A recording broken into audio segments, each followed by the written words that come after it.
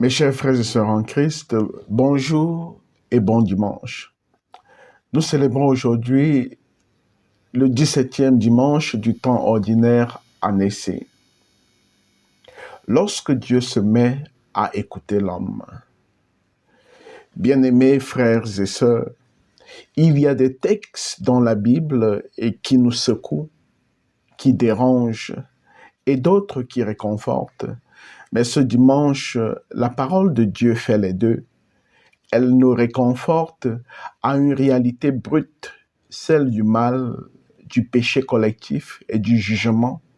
Et en même temps, elle ouvre les portes d'un mystère lumineux, la prière. La destruction de Sodome et de Gomorrhe n'est pas une histoire dépassée, un conte du passé, c'est le miroir sombre de ce que devient une civilisation qui perd la mémoire de Dieu. Et face à ce miroir, la prière d'Abraham et le Notre Père de Jésus sont des actes révolutionnaires, des cris d'amour qui brisent l'inévitable. Aujourd'hui, nous allons plonger dans ce dialogue entre Dieu et l'homme, car ce Dieu-là, notre Dieu, n'est pas un tyran lointain, mais un cœur ouvert à l'intercession. Sodome et Gomorrhe, une civilisation au bord de la ruine.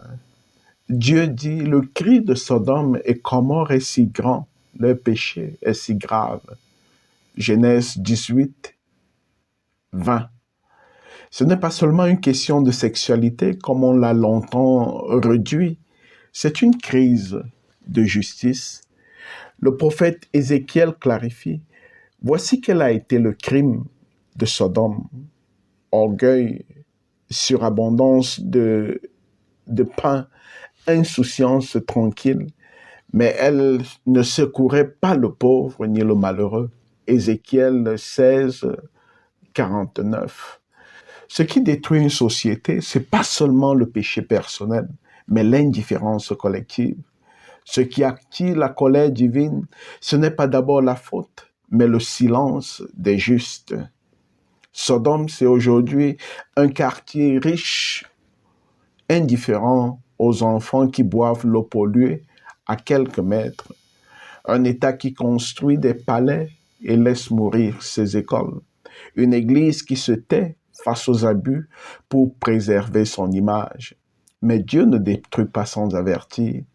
Il appelle à l'intercession, à l'action, au sursaut. Abraham, l'audace de parler à Dieu comme un ami. Abraham s'approche et dit, vas-tu vraiment faire périr le juste avec le coupable? Genèse 18, 23. C'est là que tout change. Ce texte, frères et sœurs, n'est pas une scène de colère divine, c'est une école de courage spirituel. Abraham ose discuter avec Dieu. Il entre en négociation, non pas pour lui-même, mais pour des étrangers, pour des villes qui ne l'ont pas écouté. Il devient prêtre au sens le plus fort du terme, un homme ponte, un intercesseur.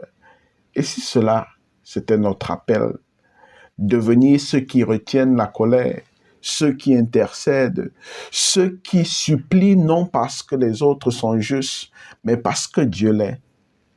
Dans un monde d'accusation, Dieu cherche des avocats. Dans un monde d'exclusion, Dieu cherche des ponts vivants. Dans Luc 11, verset 1, nous écoutons, Seigneur, apprends-nous à prier. La réponse de Jésus n'est pas un cours de spiritualité, c'est un transfert de pouvoir. Avec le Notre Père, Jésus ne nous donne pas seulement des mots à réciter, il nous confie la carte d'accès au cœur de Dieu, notre Père. Ce n'est pas mon Père, c'est une prière communautaire. On ne prie jamais seul. Que ton règne vienne, ce n'est pas une fuite dans le ciel, c'est une invasion du monde par la justice, la paix, l'écologie, la vérité. Donne-nous aujourd'hui notre pain, une prière contre la spéculation et pour le partage. Pardonne-nous, une prière qui ne fonctionne que si tu pardonnes toi-même. Le Notre Père, bien plus qu'un texte liturgique, est une philosophie de vie. C'est la prière des résistants, des veilleurs, des bâtisseurs d'un monde nouveau. Bien-aimé, notre pays gémit. Les quartiers populaires de nos villes, comme Sodome, sont en crise. L'eau est polluée, les enfants sont malnutris, la corruption gangrène et la violence remontent. Mais Dieu cherche encore 10 justes pour sauver la vie. Et s'il n'en trouve pas, il t'appelle toi.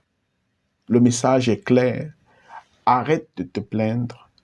Deviens une voix qui prie. Agis avec Dieu.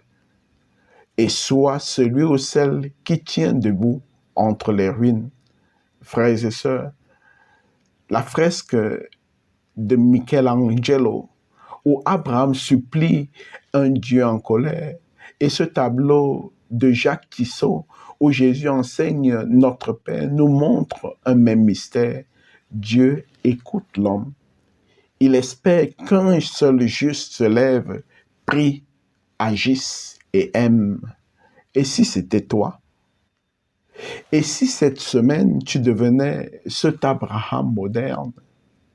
Prie, aime, intercède. Et quand tu diras notre Père, que ce soit une bombe spirituelle qui fasse trembler l'injustice. Amen. Vivat cor Jesu, Père cor Maria. Que le Seigneur te bénisse et que ce dimanche soit ce jour où le Seigneur, par ta voix, rayonne sur l'univers et proclame un monde de justice, de paix, d'amour et de sérénité. Bon dimanche.